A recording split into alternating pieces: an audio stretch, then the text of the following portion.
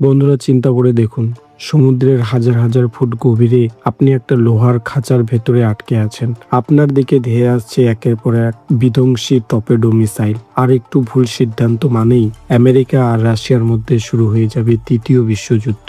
পারমাণবিক বোমায় ধ্বংস হয়ে যাবে পুরো পৃথিবী। হ্যাঁ বন্ধুরা, আজ আমি আপনাদের শোনাতে যাচ্ছি 2018 সালের অন্যতম সেরা এবং high voltage under water action thriller মুভিকে নিয়ে, যেখানে পলিটিক্স, ধোঁকা আর সমুদ্রের নিচে ভয়ঙ্কর যুদ্ধ আপনাকে এক সেকেন্ডের জন্য স্ক্রিন থেকে চোখ সরাতে দেবে না। তো আর দেরি না করে চলুন ডুবে যাওয়া যাক সমুদ্রের সেই অন্ধকার বিপজ্জনক দুনিয়ায়। গল্পের শুরু হয় বরফে ঢাকা কনকনে ঠান্ডা আর্কটিক মহাসাগরে। আমেরিকার একটি হাইটেক সাবমেরিন, যার নাম USS টম্পা বয়, সমুদ্রের নিচে একটি রাশিয়ান সাবমেরিনকে ট্র্যাক করেছিল।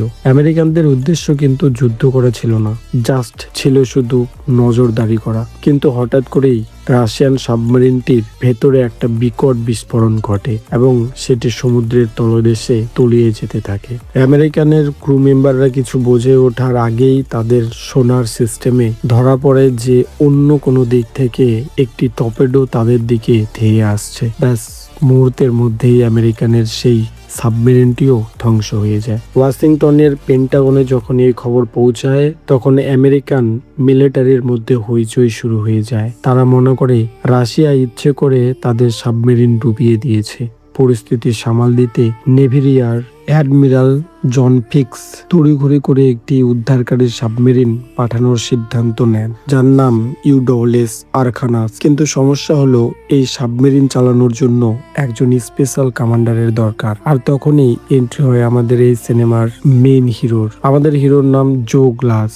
তিনি কোনো সাধারণ কমান্ডার নন, তিনি একদম নিচু স্তর থেকে নিজের যোগ্যতা আর অভিজ্ঞতা দিয়ে আজ এই জায়গায় এসেছেন। তিনি সাবমেরিনের মেকানিক্স থেকে শুরু করে প্রতিটা নাট বল্টুর খবর রাখেন।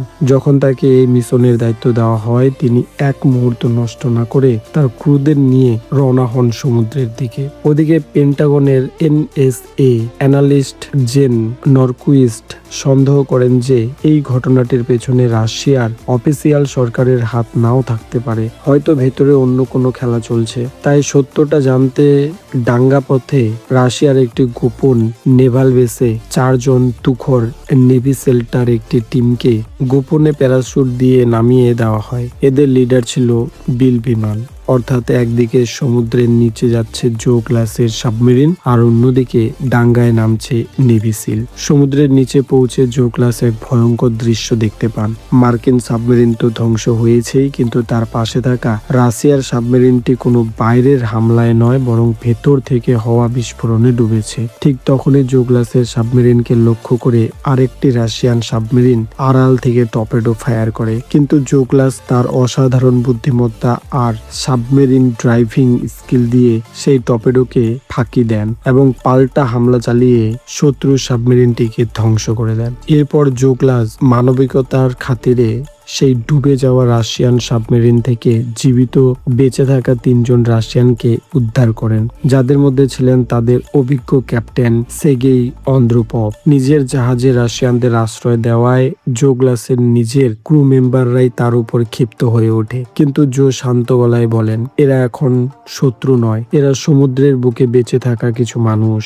এবার চলুন যাওয়া যাক ডাঙ্গায়, যেখানে নেভি সেল টিম নজর রেখেছিল। সেইখানে তারা যা দেখে তাদের চোখ কপালে ওঠে। রাশিয়ার ডিফেন্স মিনিস্টার দিমিত্রি দুরভ আসলে একটা বেঈমান ও যুদ্ধবাজ লোক। সে নিজের দেশের প্রেসিডেন্ট নিকোলাই জাকারিনকে বন্দি করে। তারা জানতে পারে যে দুরভ নিজের দেশের সাবমেরিন নিজেই ডুবিয়ে দিয়েছিল এবং আমেরিকার সাবমেরিন ধ্বংস করেছিল, যাতে আমেরিকার উপর দোষ চাপিয়ে একটা ফুল স্কেল যুদ্ধ বাঁধানো যায় এবং সে নিজের রাশিয়ার ক্ষমতা দখল করতে পারে। নেভি সিলরা এই পুরো ঘটনার ভিডিও পেন্টাগনে পাঠায়। পেন্টাগন বুঝতে পারে যে যুদ্ধ আটকাতে হলে রাশিয়ার প্রেসিডেন্টকে দুরভের হাত থেকে জীবিত উদ্ধার করতে হবে। কিন্তু রাশিয়ার সেই নেভাল বেসের চারপাশটা ছিল অত্যন্ত সুরক্ষিত, আর এই উদ্ধারের মিশন দেওয়া হয় এই সেল্টা টিমকে। এদের রেস্কিউ করার দায়িত্ব পড়ে জো গ্লাসের উপর। সমুদ্রের নিচে হাজার হাজার মাইন আর সাউন্ড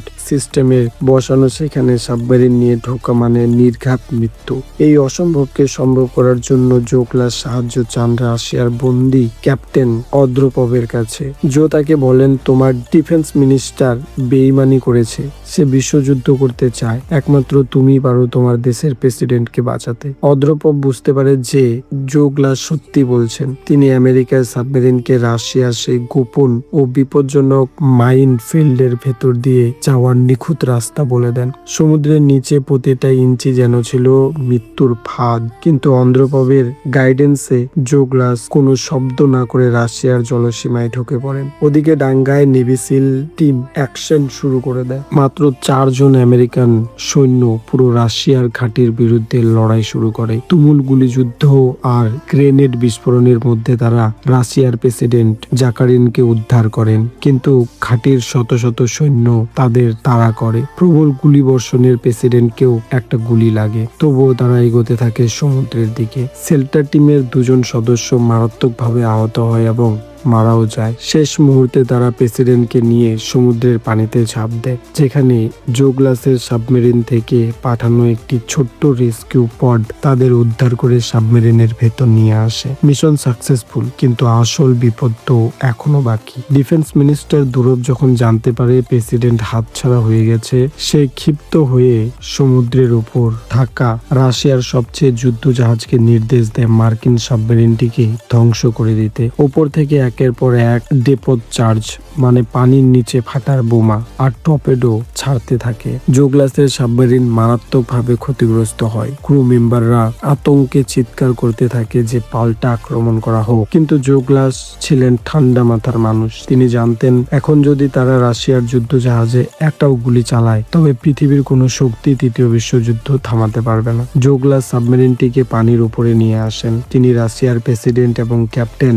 অন্দ্রোপভকে জাহাজের রেডিও সিস্টেম ব্যবহার করে উপরের রাশিয়ার যুদ্ধ জাহাজের ক্রুদের সাথে সরাসরি কথা বলার সুযোগ করে দেন। ক্যাপ্টেন অন্দ্রোপভ রেডিওতে বলেন যে, আমি তোমাদের ক্যাপ্টেন অন্দ্রোপভ, আমাদের সাবমেরিনে রাশিয়ার প্রেসিডেন্ট আছে। আমাদের যে হামলা করেছে সে একজন দেশদ্রোহী। রাশিয়ার প্রেসিডেন্টের গলার আওয়াজ চিনে যুদ্ধ জাহাজের ক্যাপ্টেন ও ক্রু মেম্বাররা থমকে যায়। তারা বেইমান ডিফেন্স মিনিস্টার দুরবের শেষ টর্পেডো ফায়ারের নির্দেশ অমান্য করে। উল্টো সেই রাশিয়ান যুদ্ধ জাহাজটি নিজেদের ডিফেন্স সিস্টেম অন করে সাবমেরিনের দিকে ধেয়ে আসা দুরবের মিসাইলগুলোকে আকাশে ধ্বংস করে দেয় এবং নিজেদের মিসাইল তাক করে সরাসরি বেইমান দুরবের সেই আর্মি হেডকোয়ার্টার উড়িয়ে দেয়। 1 সেকেন্ডের ব্যবধানে পৃথিবী এক মহাধ্বংস যজ্ঞের হাত থেকে বেঁচে যায়। মুভির শেষে দেখা যায় রাশিয়ার প্রেসিডেন্টকে সসম্মানে বিদায় দেওয়া হয়। যাওয়ার আগে রাশিয়ার ক্যাপ্টেন অন্দ্রোপভ এবং আমেরিকার ক্যাপ্টেন জো গ্লাস একে অপরের দিকে তাকান। কোনো কথা না হলেও তাদের চোখের ভাষায় বলেছিল যে যুদ্ধ রাজনীতিবিদরা তৈরি করতে পারে, কিন্তু সত্যিকারের সৈন্যরা জানে শান্তির মূল্য কতটা। জো গ্লাস তার সাবমেরিন নিয়ে আবার নিজের দেশের উদ্দেশ্যে রওনা হন, আর এইভাবেই শেষ হয় এই অসাধারণ সিনেমাটি। তো বন্ধুরা, জো গ্লাসের এই ঠান্ডা মাথার বুদ্ধিমত্তা আর টান উত্তেজনার মুভিটি আপনার কেমন লেগেছে কমেন্ট করে অবশ্যই জানাবেন। ভিডিওটি ভালো লাগলে একটি লাইক দিন, আর এরকম দারুণ সব মুভির এক্সপ্লেনেশন বাংলায় দেখতে আমাদের চ্যানেলটিকে সাবস্ক্রাইব করে পাশে থাকুন। দেখা হচ্ছে পরের ভিডিওতে, ততক্ষণে ভালো থাকবেন সবাই, ধন্যবাদ।